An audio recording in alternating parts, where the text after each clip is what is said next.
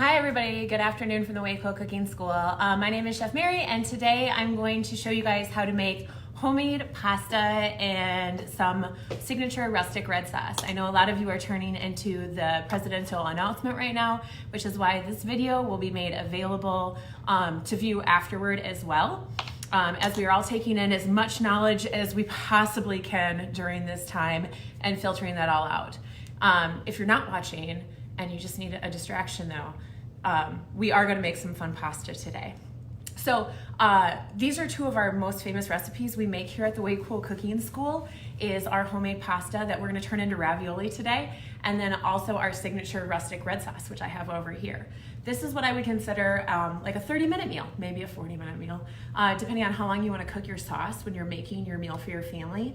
But you can actually make the sauce, and while the sauce is cooking, make the homemade pasta, and then put it all together as a meal at the end. So the first thing we're gonna do today is we are going to make our rustic red sauce.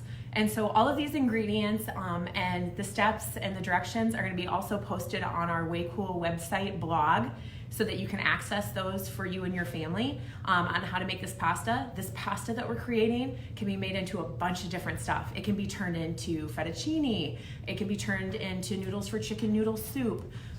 The other reason I really like this pasta recipe is that once the pasta is created, you can portion it and freeze it so that you can just grab it out of your freezer and have pasta ready to make.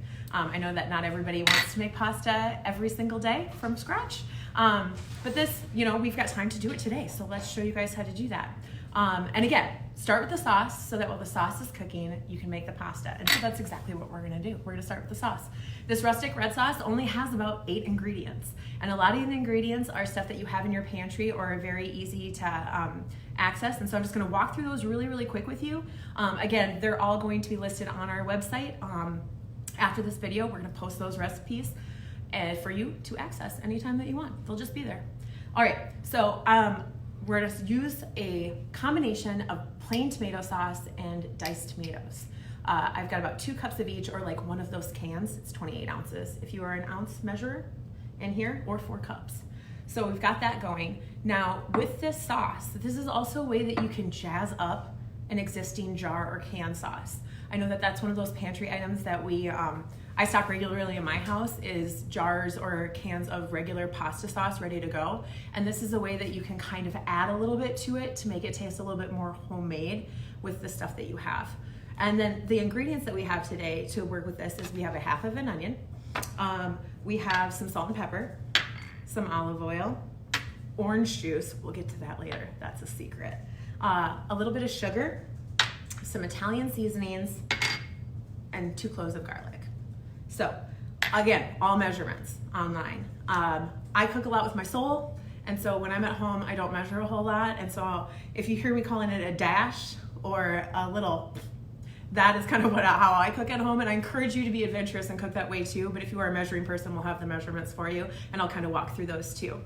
The first thing we're gonna do is in my pan here, I've got a large, probably 14-inch pan that I'm just melting 2 tablespoons of butter in.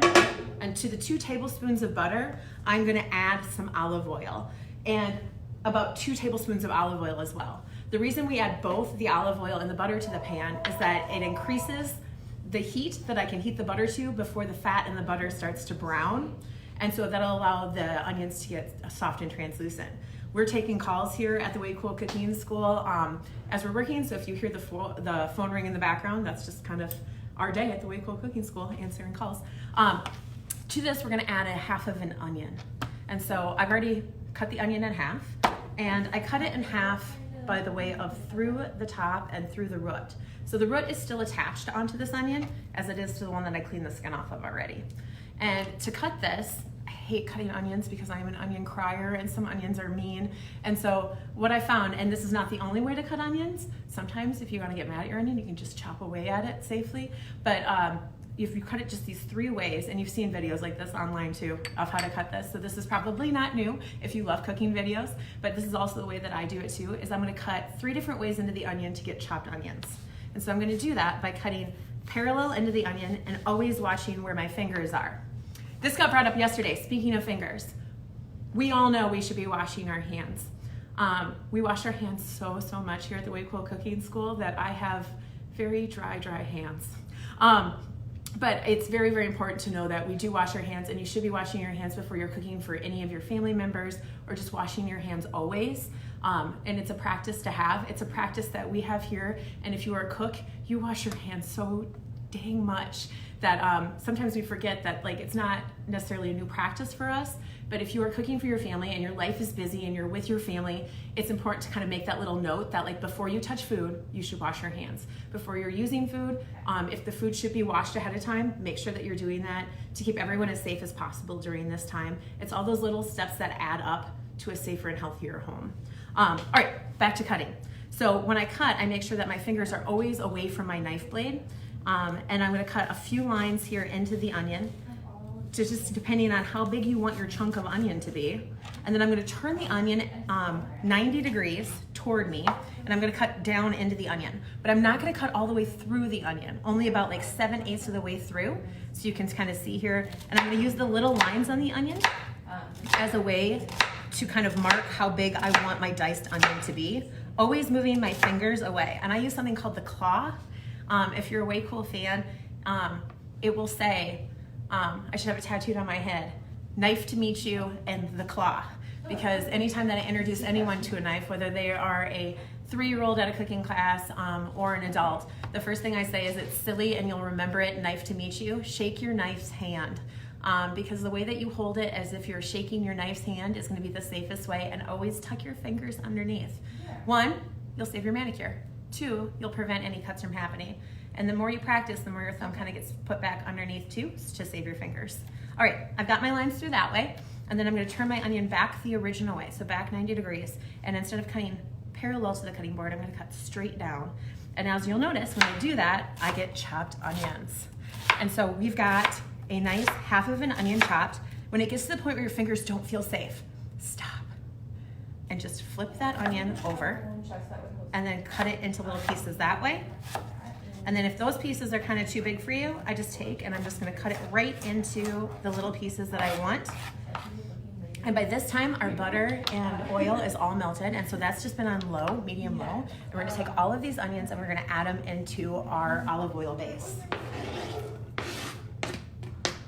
All right, so our goal here is not to saute, I should say not to fry the onions. You don't want them to get brown. We want them to get what they call soft and translucent, which just means onions start white. And the more you cook them, they get a little bit clearer. They're not completely clear, so we've got our pan right here, and they're just gonna hang out in there for a little bit. Again, medium low to low heat. We have a gas burner here, and so that means a little bit different if you were working on an electric burner. I grew up with electric burners, and so you gotta kind of like fiddle with what is your medium and what is your medium low. Is that 2? Is that 3? Is it 3 and then 2? Anyway, so you kind of want to play around, but make sure that it can sizzle a little bit, but you don't want it to fry, and you don't want those to brown. So we're gonna take there. The other thing is you wanna make sure you coat your onions in the olive oil. So I'm just gonna use a spatula, and I'm gonna just kind of move them around the pan so that they're all coated in the fat. And what that does is awesome, because it creates like this little insular olive oil jacket around the onions that helps the heat go through to the onion and cook it, but not burn it. And so that's really, really important as well. We're using a nonstick pan today, which a lot of you have at home. But if you have stainless steel pan, you can use that too. You just have to control the heat of your fat a little bit more to prevent that from frying in there.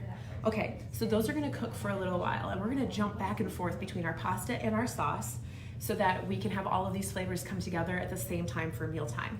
This is probably one of the most important things that you learn when the more practice and the more you're cooking, is you kind of look at your meal and go, what can I be doing while this is happening? And it really shortens your meal prep time and your cook time.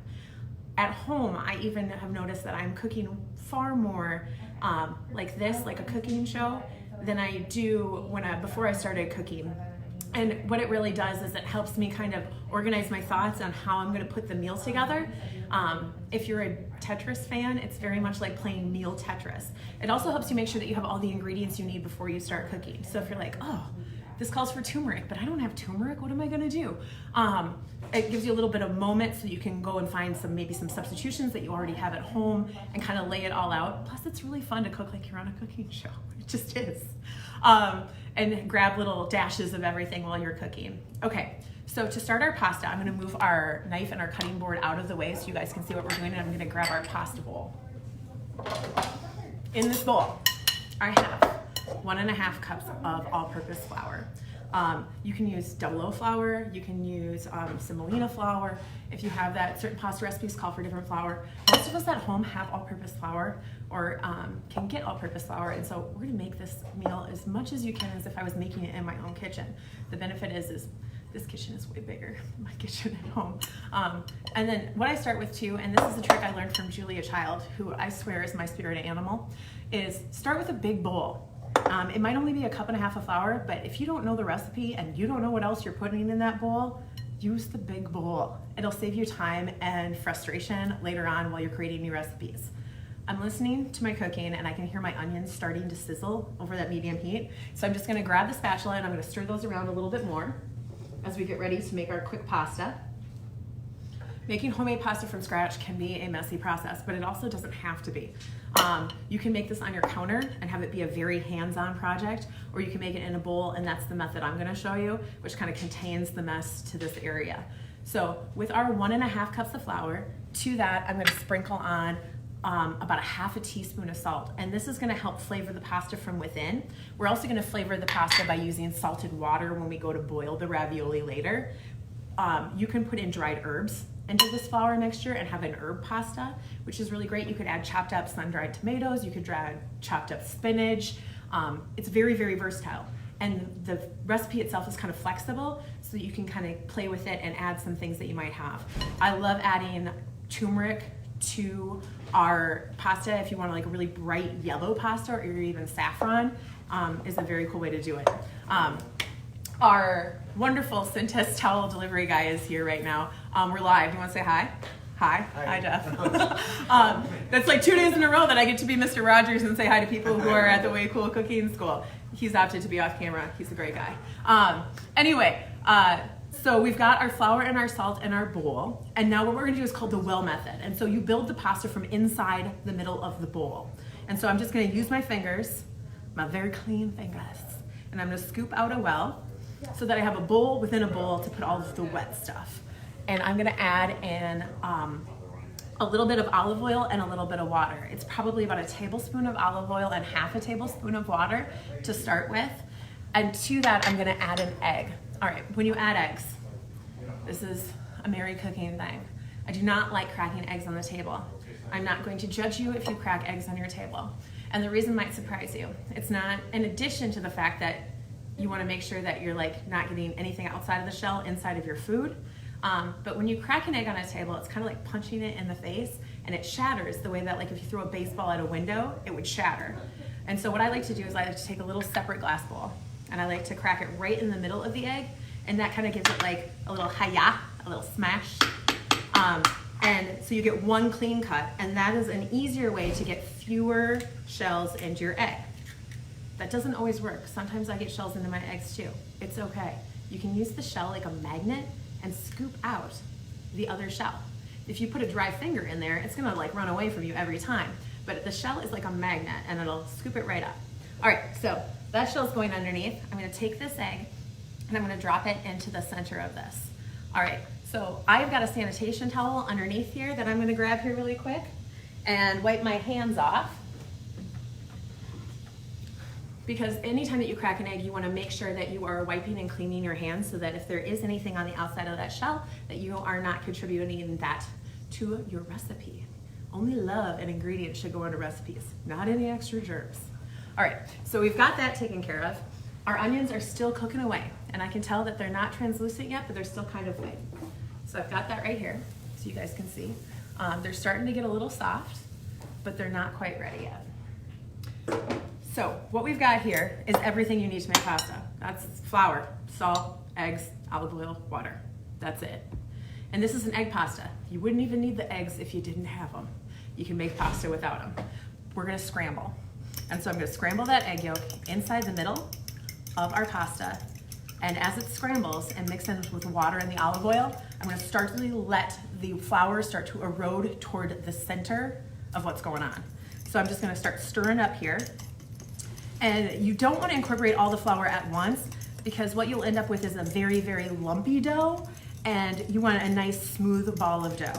And so I'm going to continue to do this and just swirl it around until I create a dough that's gonna like kind of cling around my fork that I'm in there. Again, this is something that you can get really, really organic with and do actually even with your fingers if you want to.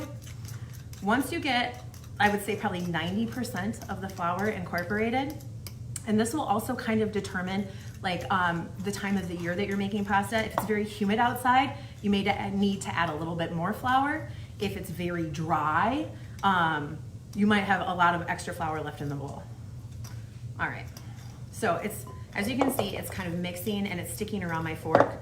So to prevent this from being as messy as possible, I gotta take the fork out of here. I'm gonna grab some of this extra clean flour on the outside edges, and I'm gonna put it on my fork and on my fingers, and I'm just gonna take the fork right out and get rid of that.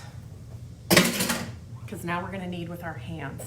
All right, so I'm gonna take this flour and I'm gonna start folding it over on itself and just pressing it as I go and rotating it. And what that's gonna do is it's gonna make sure that I'm getting any extra flour that's at the bottom of the bowl is kind of soaking up into that as well. Hi peeps on the internet, I see you guys. Shout outs here to some people out there. Hi Miss Marla, thank you for tuning in. Blake, Tom, Brian, hey, what's up? Megan, hi. Kristen, hi. It was just Kristen's birthday. Happy birthday, Kristen. All right, so I'm gonna keep mixing this and kind of doing this and getting in there. This is the part that it's like fun because it's kind of like you tap into where you're playing with Play-Doh as a kid. And so if you love Play-Doh, this is like a cool thing. And I'm rotating as I go to make sure that I'm getting this in there. You're gonna get to a point, and I'm pretty much there right now, that the flour does not want to soak up into your dough. And so what you need to do is take it out of the bowl. It's kind of what they call the shaggy stage of pasta. It's not kind of, that's what they call it, the shaggy stage of pasta, where it starts to get a little bit kind of shaggy on the edges. And so this flour we do not want to use anymore. And so I'm going to take and I'm going to get that out of the way, and I'm going to grab a flour shaker with clean flour in it. And that is, hey, Paige, my off-camera phone answerer here today. Paige, can you grab me the tub of flour over there? This is why it's great to have a team to help you. All right. Thank you. All right. I've got a tub of flour, and so I'm just going to put a little bit on the countertop here of clean flour, and I'm going to press it in to the dough and continue to knead it. If you notice, I'm folding it over in half still, and I'm using the heel of my hand to kind of push it away from me and rotate as I go. And we're going to go and do this until you get a nice, smooth ball of dough. I kind of grab it and I roll it into about like baseball size in my hand. And we're going to let that sit. The dough does need to rest, because when you make this dough, you're actually kneading it is actually creating the gluten strands that are pulling the dough together and forming the dough ball and making it elastic. But as you knead it, those gluten strands get tighter and tighter and tighter. And so when you go to roll it out, if you don't let the dough rest, it's like rolling out a stress ball. It'll just keep snapping on you. And so we're gonna let that dough rest. And just like magic of TV, ta-da! I have one that's already rested for a while. So I let this dough rest probably about 30 minutes so that it's nice and soft and ready to roll out. If you have a pasta machine, this is where you can start playing with your pasta machine and using that to roll out your dough. If you do not have a pasta machine, it's okay, because there's lots of things that you can use around the house to roll it out. If you have a rolling pin, we're gonna use a rolling pin today. If you don't have a rolling pin, if you have a wine bottle, you can use a wine bottle or a large circular glass to roll it out. The first thing I'm gonna do though, as you notice, is I'm starting to pat it out so I can get it kind of flat. And this docking process of pressing it out as opposed to pulling it makes it so that the dough stretches out a little bit more naturally and more evenly. This is the same technique I would use if I was like rolling out pizza dough too. All right, so I've got that there, and I'm gonna take and I'm just gonna roll out this dough to about a 1/16 of an inch thickness. And because I let this dough rest, it's very nice and elastic and smooth. And then I'm gonna pick it up, the whole sheet of dough, and roll it over. And because I'm making ravioli with this today, it does not matter what shape I create with it, just that I get it nice and thin so that I can make the ravioli cutouts with it and get as many ravioli cutouts as possible. All right, so we've got that. I got our nice little sheet of dough there on our floured surface. And then the next thing we're gonna do is we're gonna go back to our sauce. And then we're gonna cut out some ravioli. And so to do that, I'm gonna brush off my hands, grab another wipe here and wipe off my fingers. And there's no limit to how many times you can wipe and wash and clean your hands while you're cooking dinner. I'm someone who likes to do that all the time, and so that's why we'll do that. All right, to these onions, they are just starting to caramelize in the bottom of the pan. And so what that tells me is it's time to add a bunch of cool stuff. All right, so you can see they're just starting to brown in there. And so what we're gonna do is I'm gonna add some salt and pepper to that. The salt is actually gonna help draw any extra moisture out of the onions and help them cook even better. And I'm also gonna add some sugar. This is a very, very kid-friendly sauce, and that is one of the reasons. The sugar balances out the acid and other ingredients we're gonna use later on in the sauce, and it just kind of helps level the playing field so it's not like too acidic, I guess. All right, and then we're gonna stir that up. I'm also gonna add some Italian seasonings to that in just a minute. Before we do that though, I'm gonna talk a little bit about garlic. If you noticed, a lot of recipes will say, cook the onions and garlic until the onions are translucent. Onions cook way longer than garlic does. And if you add them at the same time, you often end up with burnt garlic. And so I wait. I wait until the onions are nice and soft, and then I add the garlic. To this recipe, we're gonna add 2 cloves of garlic. If you have garlic, this is where you add, and you smash those and you chop them up. But this is something we get asked all the time. Is it okay to use minced garlic? Yes, and this is way cool proof.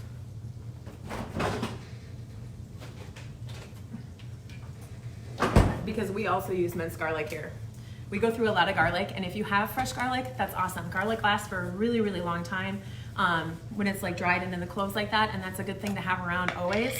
But you can also add, if you have minced garlic. Now, not everybody buys minced garlic this big. I get that. And so what we're gonna add is we're gonna add the equivalent of, I would say probably 2 cloves of garlic, which is about 2 teaspoons of garlic. Or 1 spoonful. If you love garlic, add more. I love garlic. And so to mine, I would maybe add like a tablespoon of minced garlic. All right, so we're gonna add that in there, and we're just gonna cook this in here until the garlic becomes aromatic, which is very quick if you're using minced garlic, and all of those juices that are in there. The onions are soft. I'm gonna add in our Italian seasonings. When you're using dried seasonings like this, it is important to release the oils as fast as you can, because you may not be cooking the sauce for 8 hours on your stove on low. You can. And so to do that, you wanna just take the herbs in your hand and crush them into your sauce. And what that does is it releases all the little oils that are trapped into those Italian seasonings. And I added probably about 1/4 of a cup of Italian seasonings here, or 3 tablespoons. And I'm gonna stir those in. And by doing it and getting all these flavors to come together this way at the beginning, it's really gonna make sure that they are consistent throughout your whole sauce and not like just floating on the top of tomato sauce by adding them at the end. If you have fresh herbs, add them at the end. It keeps them more flavorful with what you're doing. Okay, so we've got that in there. The next thing we're gonna add to this sauce is we're gonna add some white wine. If you do not have white wine, or you're not drinking white wine for any reason, or you just don't wanna use it when you're cooking with it, that's totally okay. You can substitute the white wine with chicken broth, or vegetable stock, works too. Or even just old-fashioned water. You can, or not anything at all. I like the wine because it adds a little bit of extra flavor, so the flavors that are in the wine. I do believe with the rule that if you are not willing to drink a glass of the wine, you should not be cooking with your wine, because it's the same food. And so that's great. Also, tabletop grocery store wine that you can buy at the grocery store has a ton of preservatives and salt in it, and the salt content affects the flavors of what you're cooking. And so that's something to be cautious of too. If you are cooking with wine from the grocery store, know that that's probably way saltier than the other stuff. All right, so we got that in there. I'm gonna take and I'm gonna turn that sauce up to medium high and get that wine to boil down. I'm not cooking with wine so there's alcohol in it. I'm cooking with wine because I love the flavors of the wine that I'm cooking with, and I want to impart those into the sauce. If you want that, drink a glass of wine, I guess. All right, so we've got that taken care of. We've got our garlic in there. We've got our onions, our Italian seasonings, our sugar, everything else. Then, wine and tomatoes are very acidic properties to put into a sauce. And to balance that out, we talked about it earlier, we've got sugar. And so sugar is already in there and help draw some of the moisture out of the onions. The other thing I'm going to add is orange juice. Orange juice is acidic also, but there's something that happens really cool when you cook with orange juice, and it kind of brings out the garden flavors, if you will, and helps balance out all of the flavors that's going on. And so what I'm gonna do now is I'm gonna add orange juice into the tomatoes. It also really helps canned tomatoes taste more like fresh garden tomatoes by adding those extra flavors in there from the orange juice too. And that was probably about 1/4 of a cup of orange juice to 1/2 of a cup is usually what I add in there. Our wine is boiling, and so we're reducing that down a little bit on high, and it does not take very, very long to do that. And so we're gonna let that go for about like another minute or two as it's sizzling there, and then we're gonna add the tomato sauce, and that's it, your sauce is done. You can like set it and forget it, as they say on the infomercials. On low heat, stir it occasionally to make sure it doesn't stick to the bottom of your pan, and then we're gonna finish up with making our pasta. So our pasta is rolled out. I'm gonna lift it up and flip it over one more time so I know that it doesn't stick. And I'm gonna take a cookie cutter or a glass or a little bowl, whatever you have lying around the house that's like round or square, that you can pop this out, and I'm just gonna cut as many of these as possible. So this is actually making raviolos, which are large raviolis. If you had a smaller cutter, you can make like little baby raviolis. You can also use this to make tortellinis, which is very, very kind of fun too. I'm just gonna cut a few of those out here. Now, the amount of dough, and in this dough recipe, I did a half batch today, which is the 3/4 cup of flour, 1 egg, and then the olive oil and water and salt that's in there. This is enough raviola pasta to make pasta for probably 2 people, maybe 3 if you have 2 adults and a little human at home. You could do that. As you notice, I'm taking the extra dough, and I can let this rest and re-roll that out and make more raviolis with it as well. And then what we're gonna do to this is we're gonna take these raviolis and we're gonna fill them with our filling. Our filling is a very, very basic, fun, simple, but very tasty filling, and with 3 different kinds of cheeses. And so we'll have the recipe for this on our website, but it's not very exciting to watch me just smash cream cheese. And so I did this a little bit ahead of time.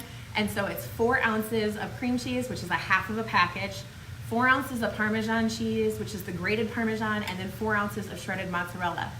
Or the little cheese pack that says Italian blend, you can use that and cream cheese and put that all in there together. I don't know if you can hear it, but I can hear it. Our sizzling is happening. And so I'm gonna give this a little stir. As I pull through the pan here, I hope you can see this, I'm pulling through, and I can kind of like pull it apart down the middle and spread it so that it doesn't kind of smear on itself. And so that tells me that the wine has reduced down far enough that I can add the tomato base in. The cooking term for that is au sec, or almost dry. And so I'm gonna dump in our orange juice and our tomatoes. And again, it's 1 can of diced tomatoes, 1 can of tomato sauce, just plain tomato sauce and just plain diced tomatoes. If you wanna use fire roasted canned tomatoes, those are really tasty in here. I know that they make like basil and onion cans of diced tomatoes. You can do all sorts of fun stuff with that. All right, like I said, that sauce is gonna cook. We're gonna bring it back up to almost a boil, just under a boil, and then turn that down and just let that cook for a while. And while we're doing that, we're gonna fill our ravioli. All right, done with the rolling pin. Get that out of the way. Done with my little cups. Also, cleaning as you go is a really awesome practice to get into in the kitchen. It was one of the hardest things I have ever had to learn, but it just kind of clears your mind so you're ready for like the next project as you go. To our little circles and our filling. We're gonna take this, and what we're gonna do now is we are going to grab a circle. I like to put it in the palm of my hand and use my thumb to kind of create a little divot inside of the bottom of our ravioli. And then I'm gonna take and I'm gonna put in about a, well, gumball size, Captain Crunch piece of cereal size, or about a full teaspoon of filling inside of this. And this is a 2-inch cookie cutter that we used for that. All right, so I've got this with the cheese on there. I'm gonna lay the pasta up on top, and then I'm gonna take my thumb and my pointer finger, and I'm just gonna go around and I'm gonna pinch the edges of the ravioli. What I'm not going to do is flatten it like a pancake to seal it. I really want to make sure that all of the edges are sealed up, ready to go. and crimp so that none of that cheese escapes while we're cooking it in the water. Speaking of water, I've got another pan on another burner that has been on like simmering the whole time that we've been cooking our sauce. And so the time you start your sauce should be the time that you start your water on low as well. Kind of skip that step, sorry about that. And salt your water. So when you're making your pasta dough, you can season your dough. With your liquid, you want to season that. A lot of cool cooks and chefs say make it taste like the Mediterranean Sea. If you've never been to the Mediterranean Sea, that is a hard reference point. And so you want to taste it where it's like, ugh, salty, gross. As far as like you would never drink that water because it's salty, or I always say for every gallon of water you use, you should probably use at least 2 tablespoons of salt to salt your water. And remember, you're not consuming all that salt, you're just cooking your pasta in it. So it's not like you're eating 2 tablespoons of salt. That's a lot. Okay, got that done, and we're kind of sealing that up as we go. You're gonna do the same thing for all of these, and we're gonna get those filled up as well here.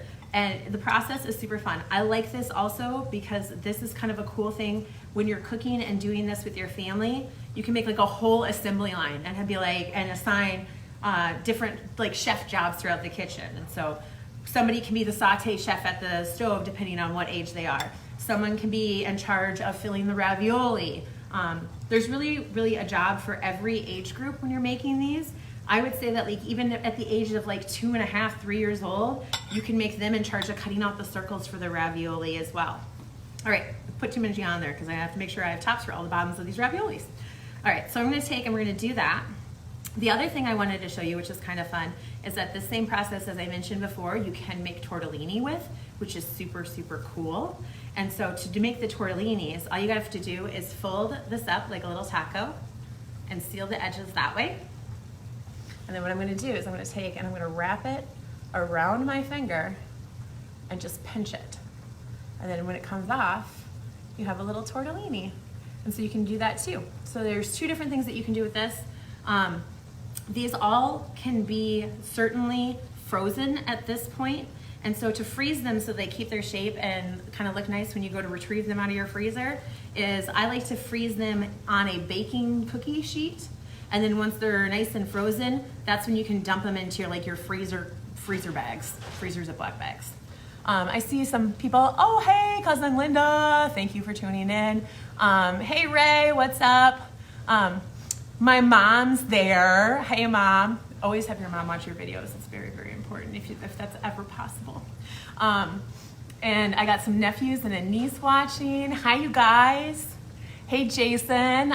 Thank you guys all so much for tuning in here to watch this today. It really means a lot to us here at the Way Cool Cooking School, and we have some way cool fans here watching too. Shout out to Megan. Awesome. All right, I want to make sure I see those, but I also want to make sure I'm showing you kind of what's happening here. So I'm going to take this other leftover one and turn this into a tortellini as well. Our sauce is percolating. It's bubbling up. And so it's time for me to turn that down to low.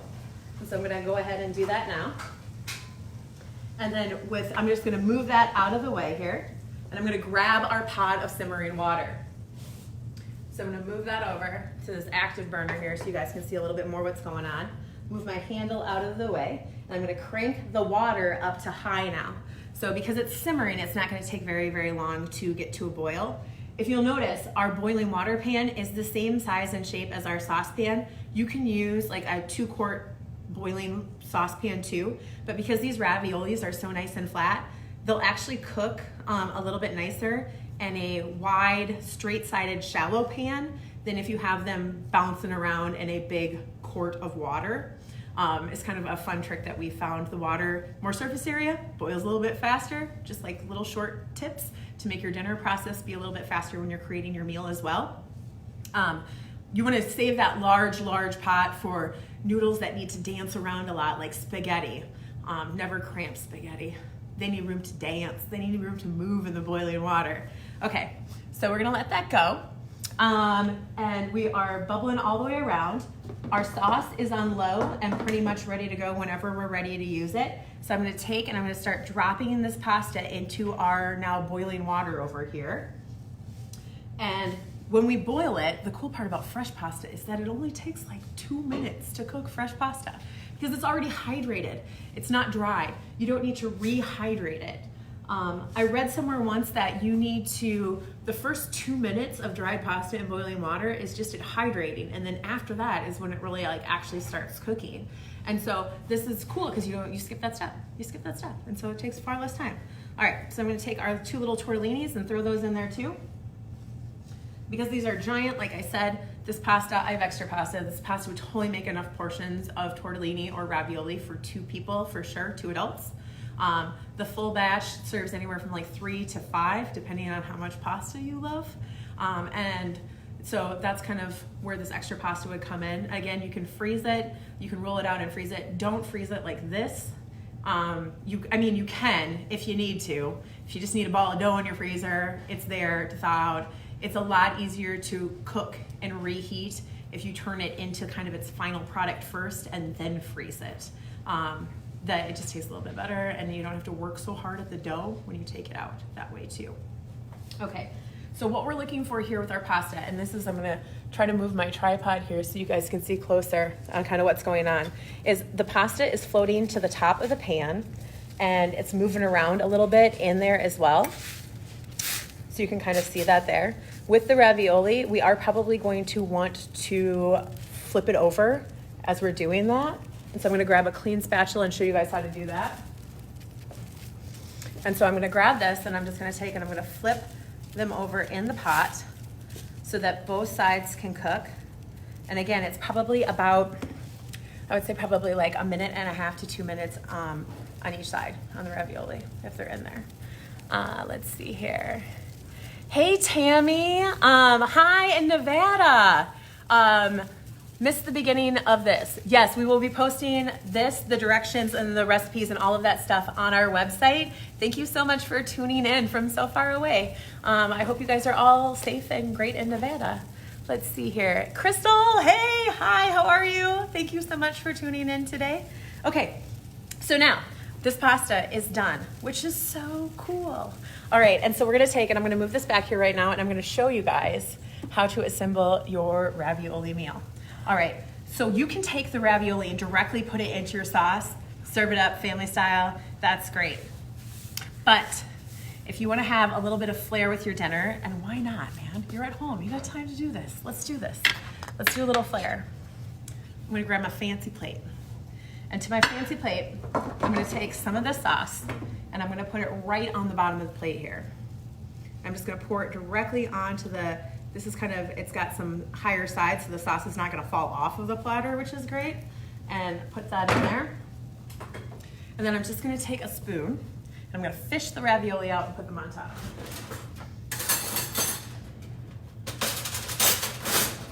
I'm gonna use a slotted spoon, large spoon. We all have them. What do we do with them? We do this. We just scoop them out, the ravioli. All right, I'm gonna take, and I'm just gonna lay the raviolos, the large ravioli, on top of the sauce. And why we do it this way, and why I like to do it this way, is that like you worked hard on these homemade raviolis. Show them off a little bit. So I'm gonna take them there, and you're still gonna eat all that yummy sauce anyway.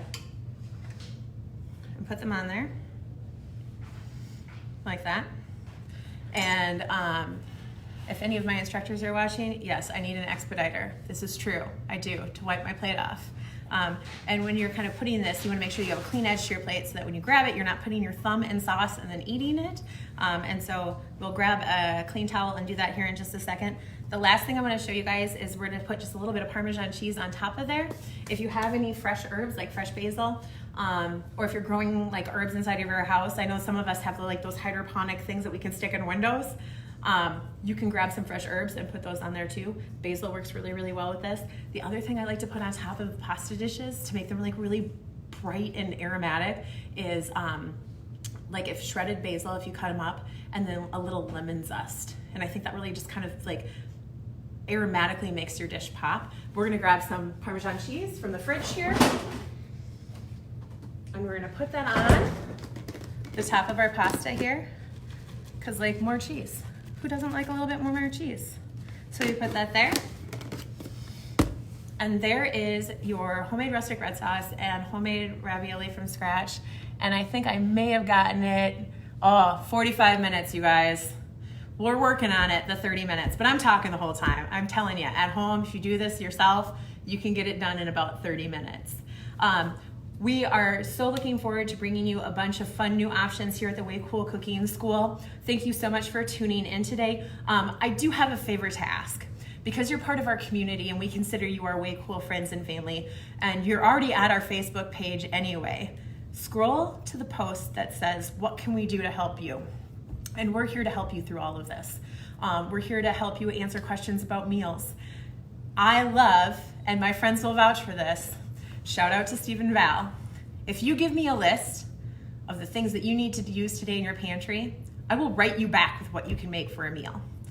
You might need to grab a couple extra things, but we'll work through it and get you some pasta things, and I will help you play kitchen chopped in your kitchen because we really want to just keep cooking. And I know that you guys are all cooking at home, and we want to be there to help support that. And so there's a little questionnaire survey, if you will, of some fun ideas that we've come up with. A couple of them include more online cooking classes like this.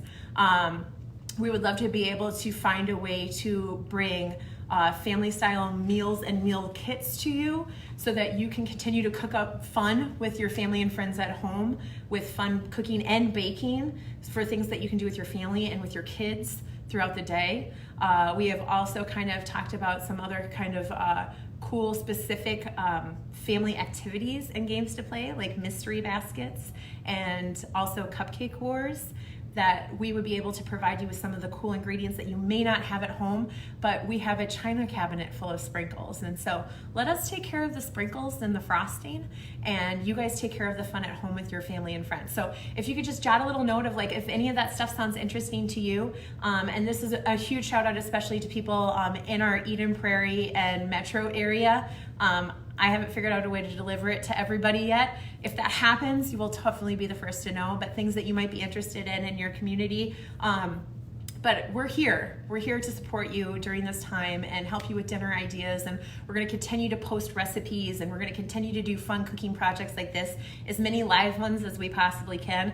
And if we can't, we'll post other videos of fun stuff and link to our community, this huge resource that we have of chefs and cooks all over the world right now who are sharing what we know best how to do, because all we want to do is cook, and we're finding ourselves in a place that we're getting creative with it, is all I'm saying. So thank you again so much for your support. Thank you so much for tuning into the Way Cool Cooking School today. If you saw my personal Facebook page, I said today is National Ravioli Day. I got really excited about making pasta today.